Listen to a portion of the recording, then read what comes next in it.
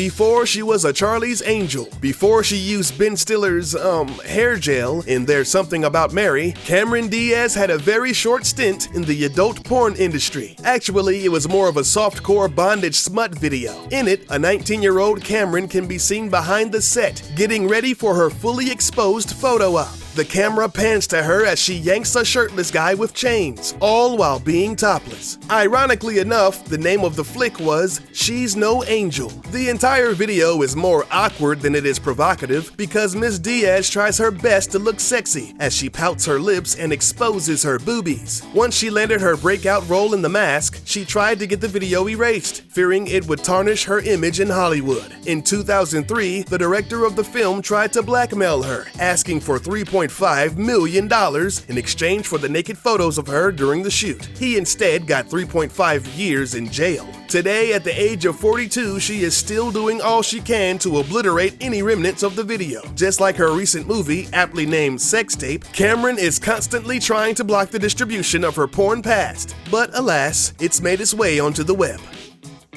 The Governator himself led an out-of-control lifestyle in his 20s. He once participated in a wild sex orgy in a Venice Beach Gold's Gym. He was also filmed smoking marijuana at a Lou Ferrigno birthday bash. And on top of all that, Arnold Schwarzenegger posed nude for adult magazines. In 1977, he sat down for an interview alongside a 22-page nude photo spread for the gay magazine After Dark. Yes, I said Arnie posed fully nude for gay magazines. That same year, in another interview for the hardcore porn magazine We, Arnold gives his candid account on the homosexual porn industry. He stated, "Gay people are fighting the same kind of stereotyping that bodybuilders are. People have certain misconceptions about them just as they do us. Well, I have absolutely no hangups about the fag business." This statement is pretty ironic considering as while governor of California, he twice vetoed bills that sought to legalize gay marriage. But in his youth, Arnold had no problem peacocking himself around for homoerotic magazines and photographers.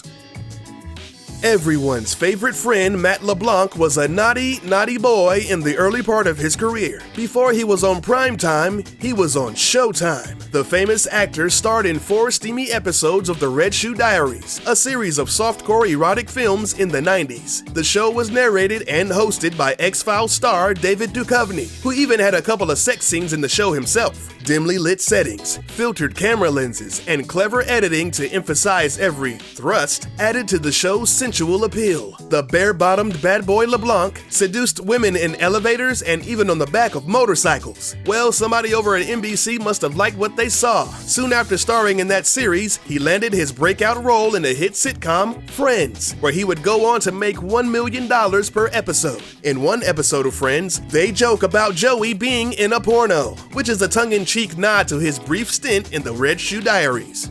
How you doing?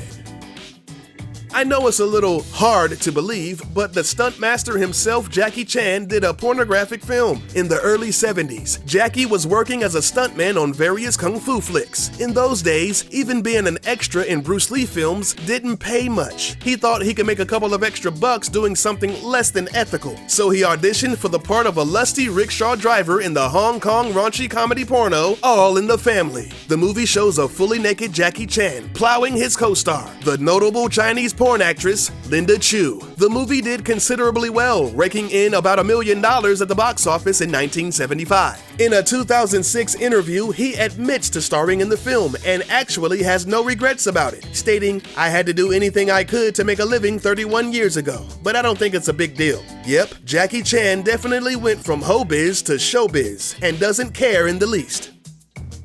Before he became the machine gun-wielding Rambo, Sylvester Stallone had to make some very seedy decisions. The then 24-year-old actor was struggling to find work and would desperately do anything he could to make some quick cash. He agreed to star in the low-budget skin flick called Party at Kitty and Studs. Stallone hated the script, but he was sleeping at a bus station at the time and couldn't justify turning down work. In 1978, he told Playboy magazine that he was at the end of his rope, stating that it was either do the film or rob somebody. So So instead of becoming a purse snatcher, he whipped out his schlong and let somebody record him. For 2 days worth of thrusting, he earned himself a whopping $200. 6 years later, Stallone became one of the biggest stars on the planet, landing the starring role in Rocky. The guys behind Party at Kitty and Studs realized that this was the perfect opportunity to capitalize on the situation, so they re-released the movie as The Italian Stallion, which was also Rocky's nickname. I guess it's safe to say that Sylvester was a bad boy from the beginning. Now, if you'll excuse me, I have to go delete my browser history.